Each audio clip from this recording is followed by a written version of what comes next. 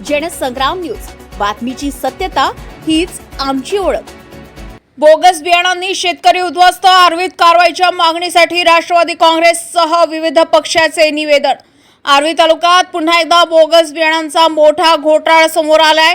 अहिरवाडा येथील शेतकरी महेंद्र श्रीरामे यांची सोयाबीन पेरणीच वाया गेल्याचा गंभीर आरोप करण्यात आलाय।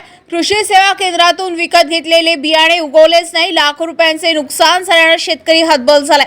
आता या प्रकरणात राष्ट्रवादी काँग्रेस पक्षाने थेट तालुका कृषी अधिकाऱ्यांकडे तक्रार दाखल करत बोगस बियाणे कंपन्या आणि संबंधित विक्रेत्यांवर कठोर कारवाईची मागणी केली आहे। यावेळी राष्ट्रवादी काँग्रेस विधानसभा अध्यक्ष गोपालजी मरस कोल्हे सोबत रिपब्लिकन पार्टी ऑफ इंडियाचे मेघराज डोंगरे, शिवसेना शिंदे गटाचे दशरथ जाधव, सामाजिक कार्यकर्ते रवींद्र खंडारे, राष्ट्रवादी काँग्रेसचे सचिव अनंतराव झाडे, संघटक सचिव महेंद्र श्रीरामे, सेवा दल अध्यक्ष संजय कांबळे, शहर अध्यक्ष संजय देशमुख, गौर बंजारा समाज संघटनेचे विभागीय अध्यक्ष ज्ञानेश्वर राठोड, सतीश शिरभाते, अमरजीत देशमुख, उमेश राठी यांची उपस्थिती होती।